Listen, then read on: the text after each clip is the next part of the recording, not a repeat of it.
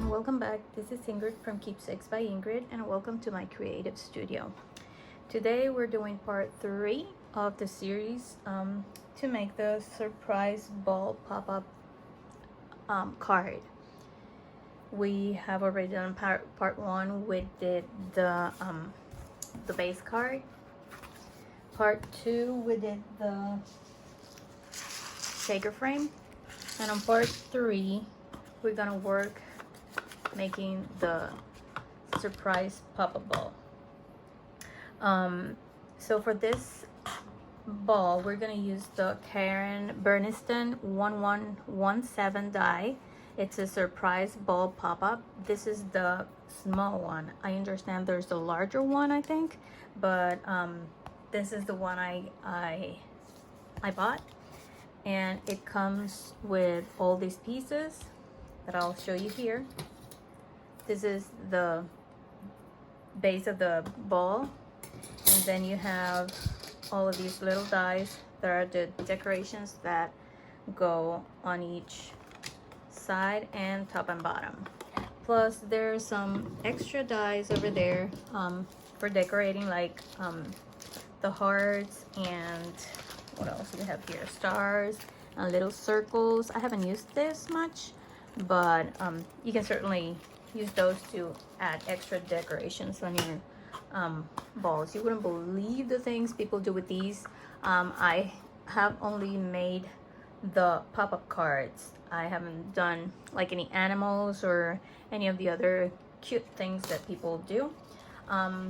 Some of you may already know how to work with this die. Some of you might be new to it, so I'm gonna show you how to create and assemble your surprise ball. So without further ado, let's get started. Okay, once we have both parts cut out, we're gonna go ahead and start assembling. Now I use 120 pound cover cardstock.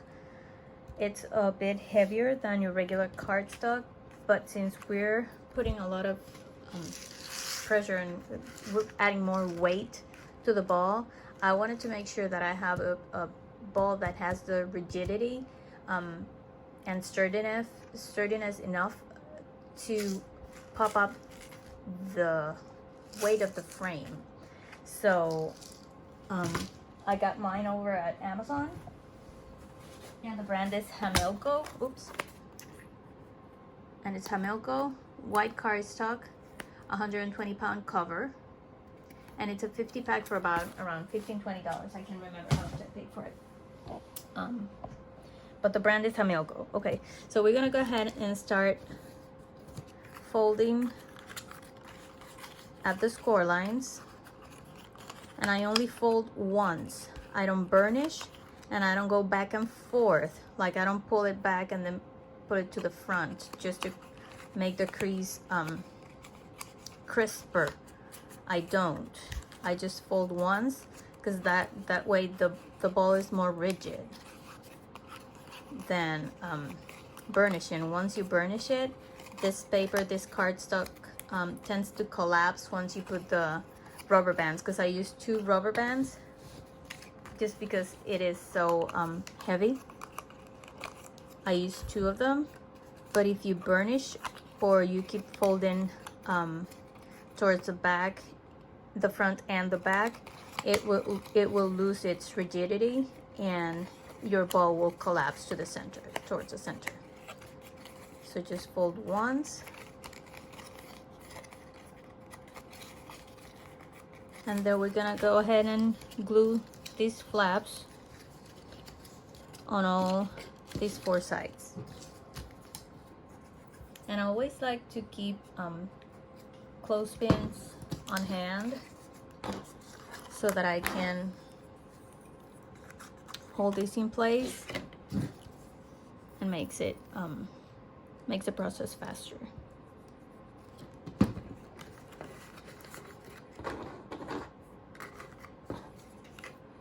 So go ahead and glue all of your 4 sides, and we'll come back. All right, so let's go ahead and remove those clothespins.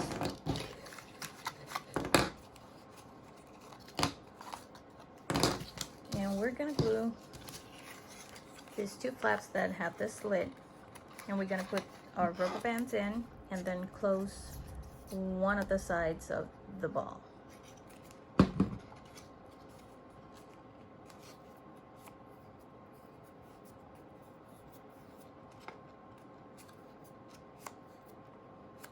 Make sure your glue doesn't go into that slit.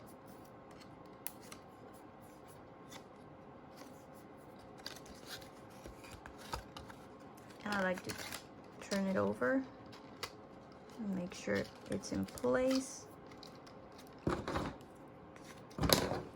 Hold it in place with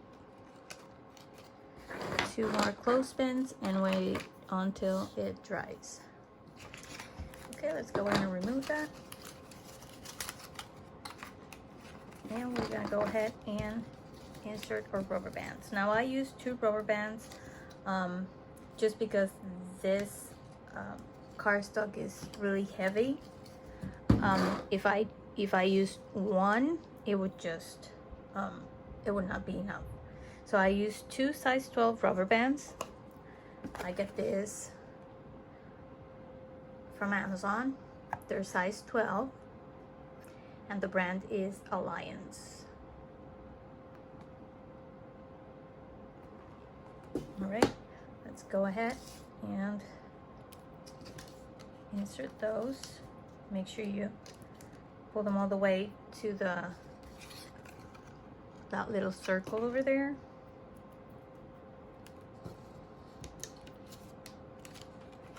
And we get them both in place.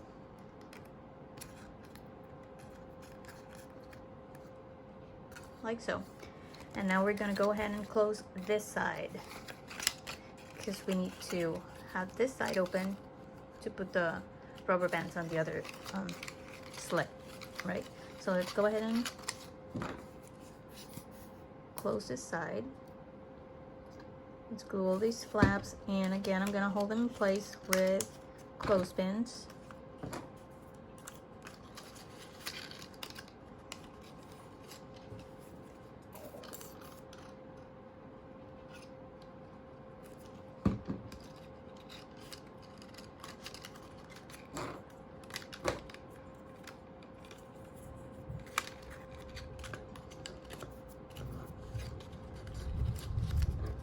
It's about to rain here.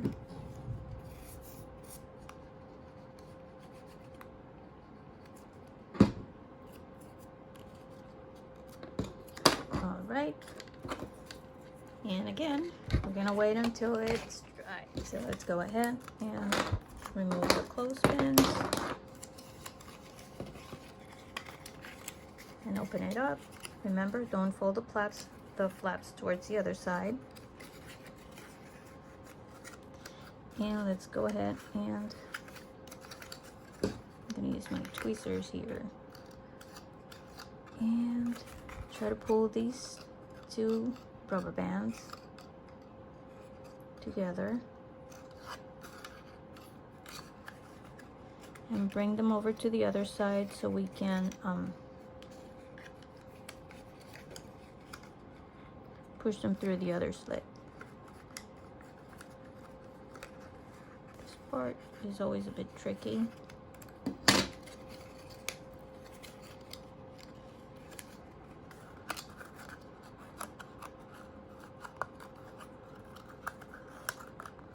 There we go.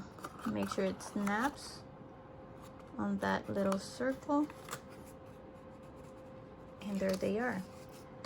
Now, make sure you hold them in place again. And let's close these 2.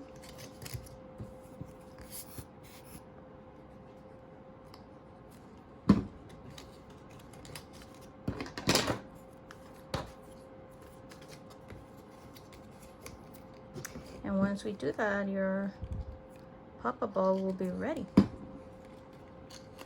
So we're gonna let it dry and then we'll come back to decorate it. All right, let's go ahead and remove all these. And there's your ball. All right, so let's go ahead and grab our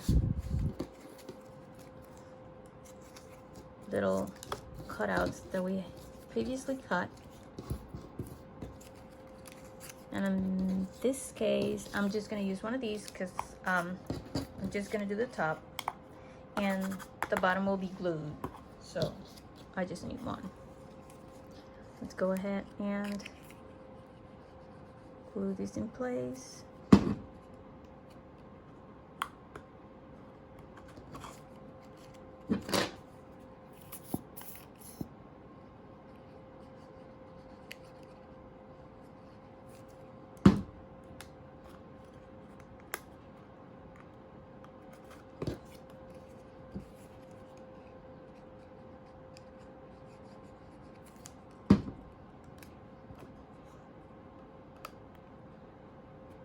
And go ahead and repeat that process for the top and the bottom. Okay, and here's our ball with all the sides decorated. This is the one that we're gonna glue to the base card. And that's it. You've just made your first pop-up surprise ball. On the next video, we're gonna assemble the card and put all the 3 parts that we did together. Thank you so much for stopping by. Thank you so much for viewing, and please don't forget to subscribe and follow me on social media. I'll see you next time.